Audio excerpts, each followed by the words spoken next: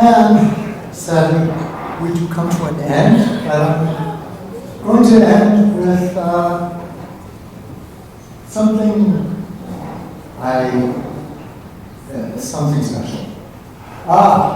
So I have a piece. It was originally written by Mendelssohn. Now you remember I said Schubert, desperately poor. Mendelssohn, just the opposite. He had everything. He took fencing classes. He had money. Mendelssohn, and you can actually really hear that in his music because it's often kind of goody-goody. So, however, he wrote incidental music for Midsummer Night's Dream. Well, it was so cool that Franz Liszt, he was like the pianist of the day, he took it and he souped it up. So he souped it up into something pretty big that was people loved. And then later on, Horowitz came along. Horowitz, potentially the GOAT, the greatest of all time of our pianists. He came along and he took that souped up version and then souped it up. And he played it in Carnegie Hall in 1946. And I swear the recording of it has post-production speeding up. It's pretty amazing, his recording of it. It is about, well, he plays it in about 7 minutes. Enjoy, and wish me luck.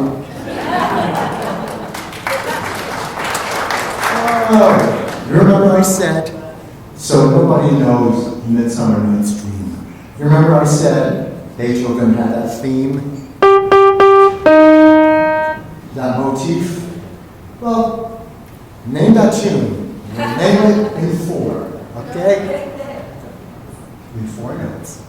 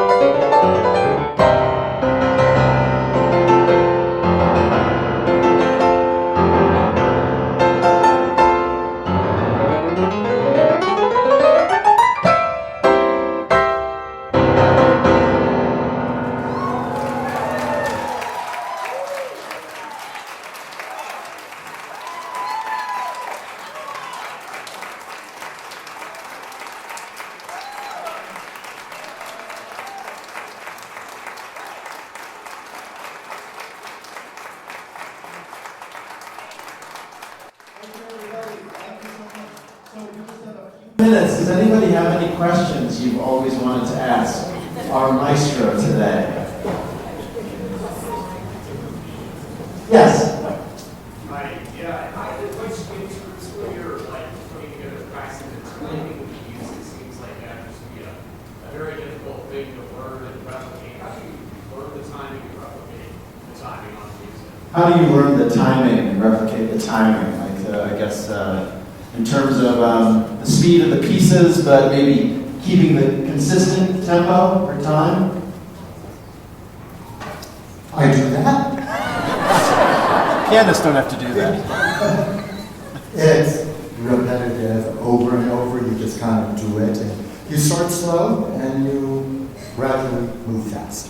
And then you, in fact, I'll kind of get an idea. Okay, it should be at this meter, 160. I'll start at 80 and I'll go real slow. And then I'll crank it up. Eventually about 140 and cheers, I'll give up.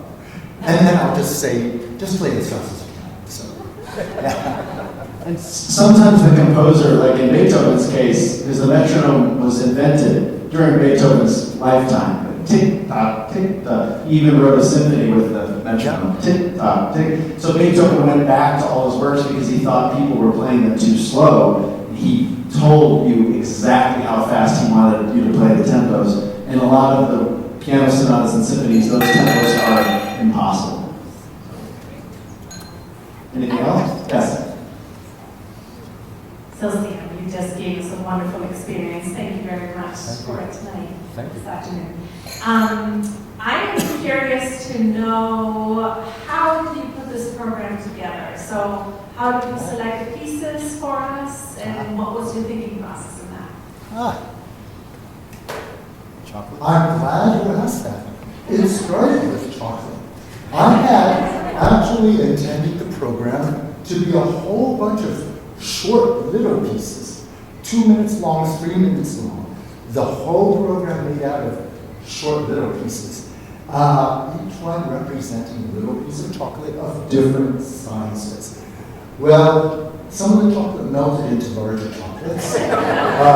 My wife said, oh, you have to play that. Oh, you have to play that. And eventually, being a good husband, I listened.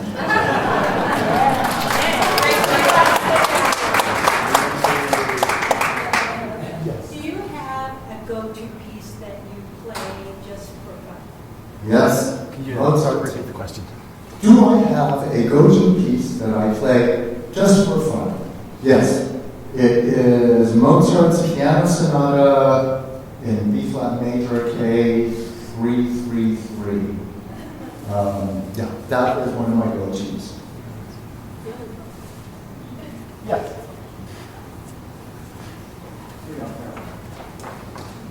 As a mother of a son studying jazz in New York City, when did you make the transition from music to medicine?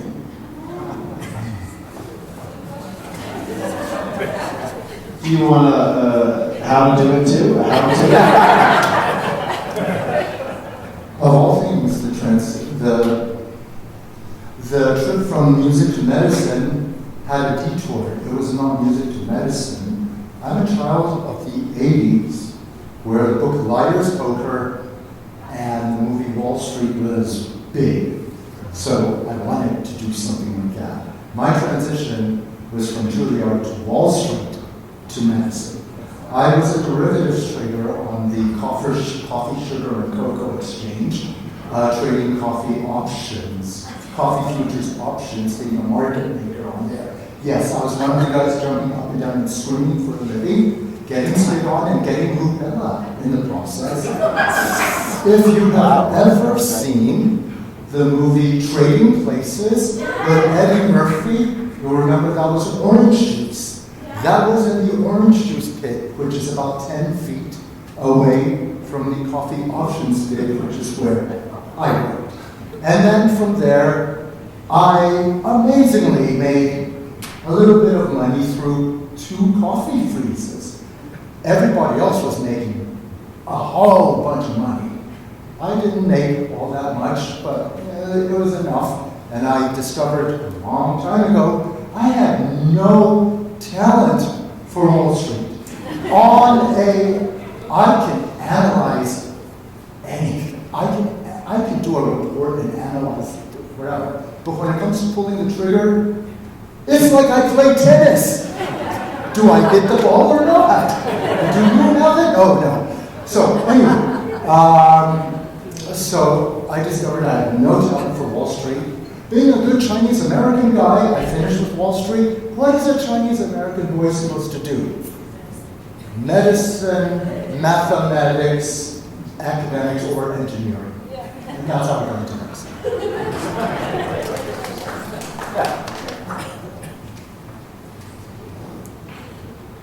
How old were you when you first started playing? Were you playing piano as a fetus?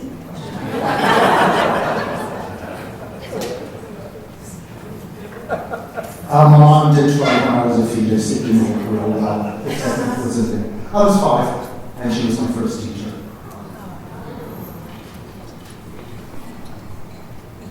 Anything else? Oh, yes. So we have some little ones here. What advice would you give them as they begin their career?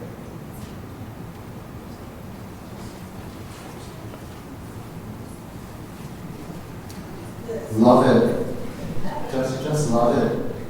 I got nothing else for you. You just gotta love